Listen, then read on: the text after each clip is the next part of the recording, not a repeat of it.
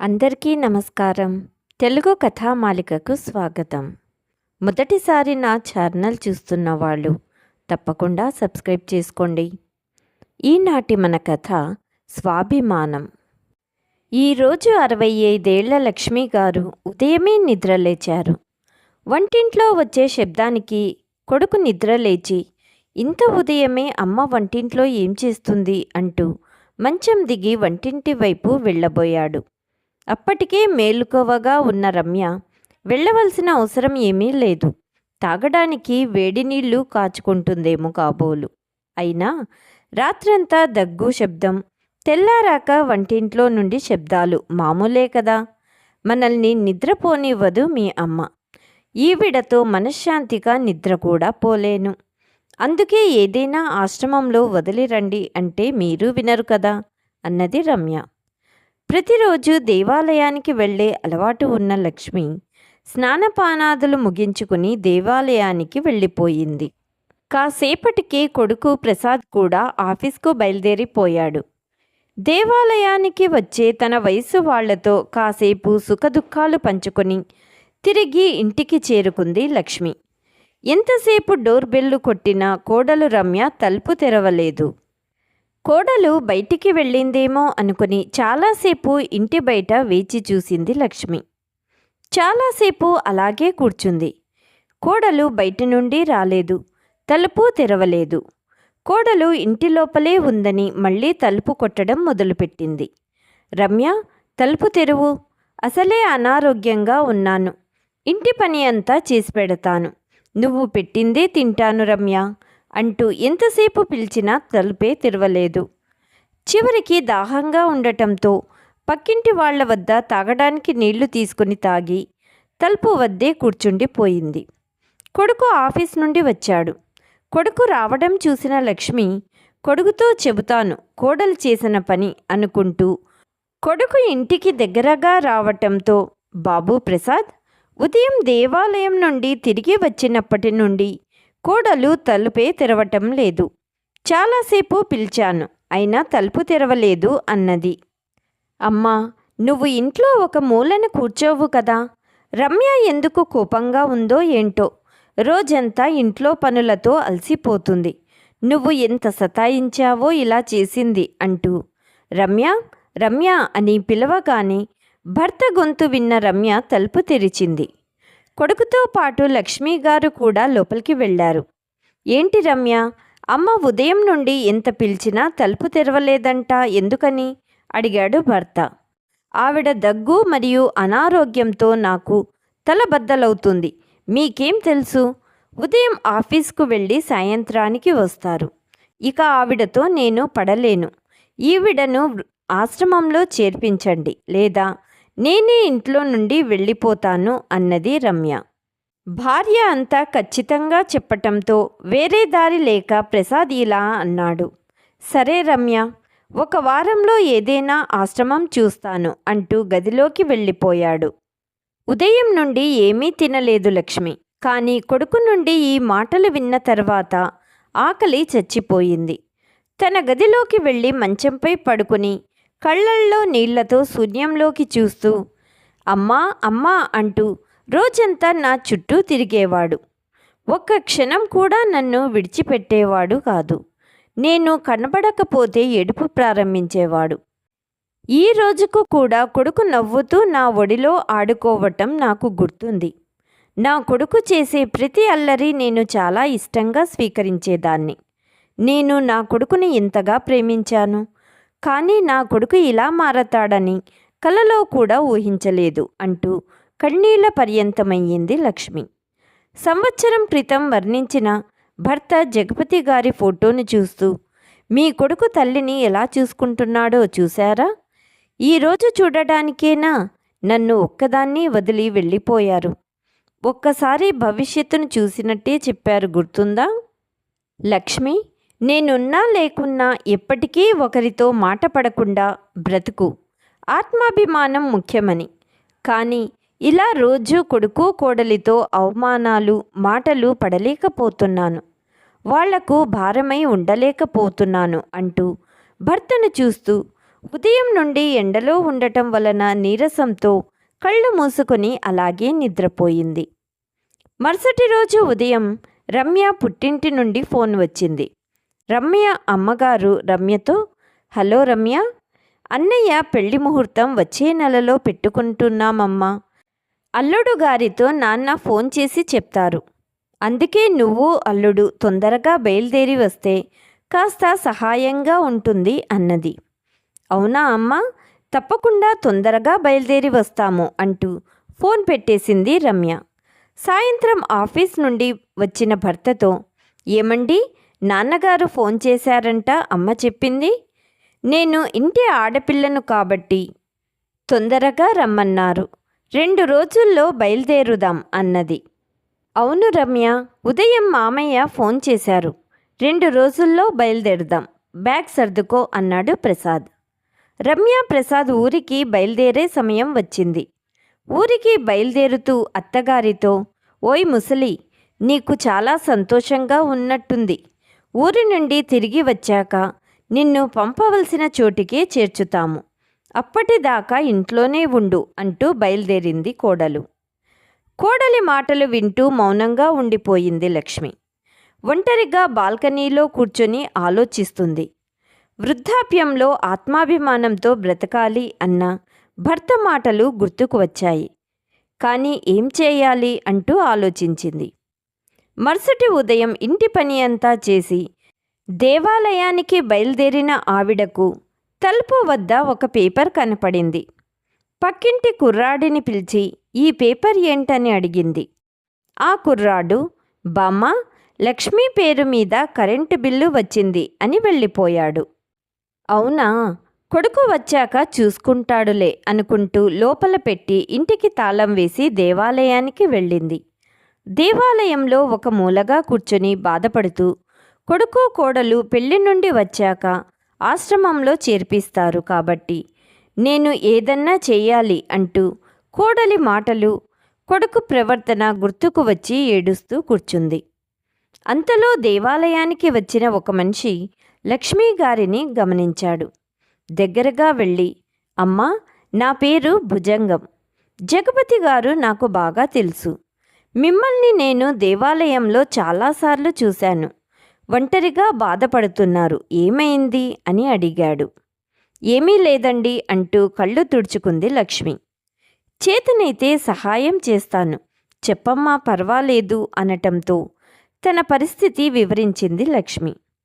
అయ్యో, కనీసం మీ పేరు మీద ఆస్తి ఉన్నా ఒంటరిగా జీవించవచ్చు, కానీ ఎటువంటి ఆధారం లేకుండా ఎలా అన్నాడు భుజంగం.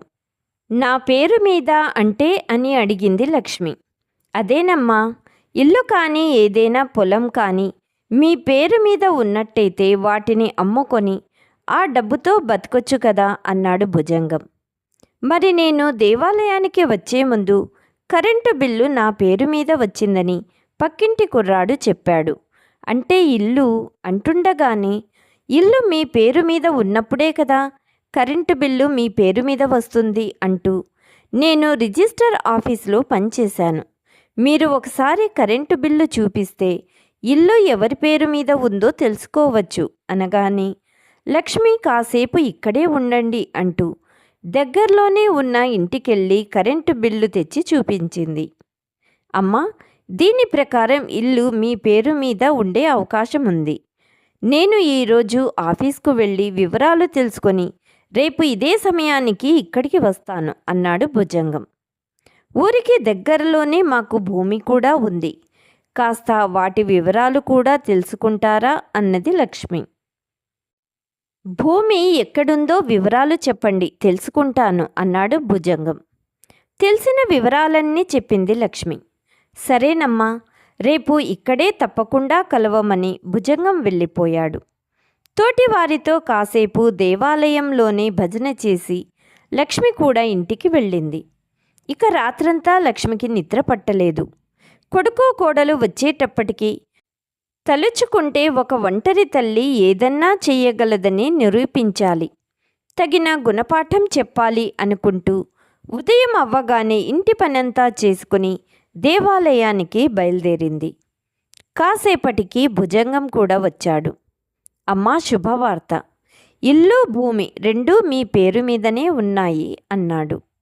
దేవుడికి మనస్ఫూర్తిగా నమస్కారం చేసుకొని, భుజంగం గారు, నేను నా ఇంటిని వృద్ధాశ్రమంగా మార్చి నాలాగా నిస్సహాయులైన వృద్ధులకు ఆశ్రయం కల్పించాలనుకుంటున్నాను. ఆశ్రమానికి ప్రతి నెలా కావలసిన సరుకులు సామాన్లు సమకూర్చుదాం అనుకుంటున్నాను. దానికి కావలసిన ఏర్పాట్లు చేయటానికి సహాయం చేయమని కోరింది. మంచి పని చేయటానికి ఆలోచన అవసరం లేదమ్మా. భూమి మీద మీకు బ్యాంక్ లోన్ దొరుకుతుంది. అలాగే ఆ డబ్బుతో నెల నెలా మీరు కావలసిన సామాన్లు ఏర్పాటు చేయొచ్చు. భూమిని కౌలుకు ఇచ్చి దాని మీద వచ్చే డబ్బుతో బ్యాంక్ లోను తీర్చేద్దాం అన్నాడు భుజంగం.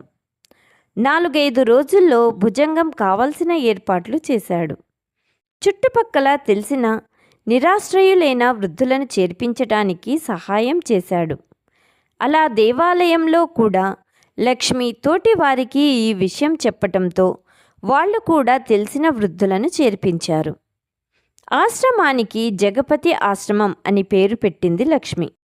మొత్తంగా 12 మంది చేరారు. అందులో స్త్రీలు ఉన్నారు, అలాగే పురుషులు కూడా ఉన్నారు. వృద్ధులంతా కలిసి రోజు వంట పని, ఇంటి పని కలిసి చేసుకునేవారు. బ్యాంకు లోన్ రావటంతో కావలసిన సరుకులు సామాన్లు అన్నీ ఏర్పాటు చేసుకున్నారు. సాయంత్రం దేవుడి భజన చేసుకుంటూ కాలాన్ని గడిపేవారు. ఈ వయసులో లక్ష్మి చేసిన పనికి అందరూ శభాష్ అన్నారు. భుజంగం అప్పుడప్పుడు ఆశ్రమానికి వచ్చి వెళ్తుండేవాడు. అన్నయ్య పెళ్లి చేసి ఇక అత్తయ్యను వృద్ధాశ్రమానికి పంపటానికి రమ్య ప్రసాద్ తిరిగి చేరుకున్నారు. ఇంటి బయట జగపతి ఆశ్రమం అని రాసి ఉండటంతో చదివి మైకం వచ్చింది ఇద్దరికి. చేతిలో ఉన్న సూట్ కేసుని పక్కగా పెట్టి లోపలికి పరిగెత్తుకెళ్ళి చూస్తే లోపల వృద్ధులందరూ కూర్చున్నారు. భగవంతుడి కీర్తనలు పాడుతున్నాడు. కొడుకు కోడలు తల్లి కోసం చుట్టూ చూశారు. అందరి మధ్యలో కూర్చుని భజన చేస్తుంది లక్ష్మి. అమ్మా, ఏంటి ఇదంతా? నన్ను అడగకుండా ఇంట్లో భజన కీర్తనలు చేస్తున్నావు. ఎంత డబ్బు ఖర్చవుతుందో తెలుసా? ఇంటి బయట వృద్ధాశ్రమం అనే బోర్డు ఎందుకు పెట్టావు? నీకేమైనా మతిపోయిందా? ముందు ఆ బోర్డు తీసిపడేయ్, వీళ్ళందర్నీ బయటకు పంపించు అన్నాడు కొడుకు. నేను బాగానే ఉన్నాను. ఇప్పుడు నేను చెప్పేది వింటే నీ మతిపోతుంది. ఇప్పుడు ఈ ఇల్లు జగపతి ఆశ్రమం పేరు మీద రిజిస్టర్ అయ్యింది. బోర్డుని తీసావే అనుకో, పోలీసులు వచ్చాక నువ్వే సమాధానం చెప్పాలి. ఇదంతా విన్న ప్రసాద్ పక్కనే ఉన్న ప్లాస్టిక్ చైర్ను నేలకేసి బాదాడు. అంతలో అక్కడికి చేరుకున్న భుజంగం, బాబు, చుట్టుపక్కల అందరూ వృద్ధులు కూర్చున్నారు. వాళ్లకు ఏదన్నా జరిగితే నీదే బాధ్యత. భుజంగారి మాటలు విన్న తర్వాత ప్రసాద్కు అర్థమయ్యింది, తల్లిని సపోర్ట్ చేయటానికి చాలామంది ఉన్నారని. కాస్త శాంతించిన ప్రసాద్, ఇలా ఎందుకు చేశావమ్మా? నా ఇంటిని వృద్ధాశ్రమంగా ఎందుకు మార్చావు? నా సామాన్లంతా బయట బాల్కనీలో పడేశావు. కన్న కొడుకుతో ఎవరైనా ఇలా చేస్తారా? ప్రసాద్, ఎన్ని రోజులు నాకు తెలియకుండా ఇల్లు నీ పేరు మీద ఉన్నట్టు నాటకాలు ఆడావు. నిజం తెలుసుకున్నాను. మీ నాన్నగారు భవిష్యత్తు గురించి ఆలోచించి ఇల్లు నా పేరు మీదే రాశారు. వెనుక నుండి కోడలు అత్తయ్య గారి మీద కేకలు వేస్తూ, కొడుకు కోడల్ని ఇంటి నుండి బయటకు తోయటానికి ఇంతటి కుట్ర పన్నారా? మీకు ఈ పని చేయడానికి సిగ్గనిపించలేదా? మేమిప్పుడు ఎక్కడికి వెళ్ళి బ్రతకాలి అన్నది. ఏంటమ్మా కోడలా, మిమ్మల్ని ఇంటి నుండి వెళ్ళగొట్టినప్పుడు ఈ మాటలు మాట్లాడుతున్నావా? నువ్వు నన్ను రోజంతా ఎండలో ఉంచినప్పుడు గుర్తుకు రాలేదా? ఈ ముసలి అత్త ఎలా ఉండగలిగిందో అప్పుడు గుర్తుకు రాలేదా? కనీసం తాగటానికి నీళ్లు కూడా ఇవ్వలేదు. అప్పుడు నీ బుద్ధి గడ్డి తినిందా ఏమి? భార్యాభర్తలిద్దరూ కలిసి నన్ను వృద్ధాశ్రమానికి పంపాలని చూశారు. కొడుకైతే కన్నతల్లిని ఆశ్రమంలో వదలటానికి ఆశ్రమాన్ని కూడా వెతికాడు. మీకు అంత శ్రమ ఎందుకని ఇంటిని నేను వృద్ధాశ్రమంగా మార్చాను. ఇక ప్రశాంతంగా నా ఇంట్లోనే ఉంటాను. బ్రతికినంతకాలం ఇక్కడే ఉంటాను. ఇక నాకు మీతో ఉండాలని లేదు. వెళ్ళిపోండి నా ఇంట్లో నుండి అన్నది లక్ష్మి. కొడుకు కోడలు తల పట్టుకుని కూర్చున్నారు. ఎంత పెద్ద తప్పు చేశాము. తన గదిలో ఉంటూ ఇంట్లో తోచిన పని చేస్తూ ఉన్న తల్లిని చూసుకోలేక వృద్ధాశ్రమానికి పంపేయాలని అనుకున్నాము. తిరిగి మనమే ఇంటి నుండి వెళ్ళవలసి వచ్చింది అనుకుంటూ సామాన్లంతా తీసుకుని వెళ్ళి వేరుగా అద్దె ఇంట్లో నివసించసాగారు. లక్ష్మి తన వృద్ధాప్యమంతా సంతోషంగా సొంత ఇంట్లో భర్త జ్ఞాపకాలతో, భర్త కోరుకున్నట్టు ఆత్మాభిమానంతో, ఒకరితో మాట పడకుండా తన తోటి వారికి సహాయం చేస్తూ కాలాన్ని గడిపింది. ఇదండి ఈనాటి కథ. రేపు మరొక కొత్త కథనంతో మీ ముందు ఉంటాను. ఈ కథ మీకు నచ్చినట్లయితే please like, share and subscribe Telugu Kathamalika. Thank you.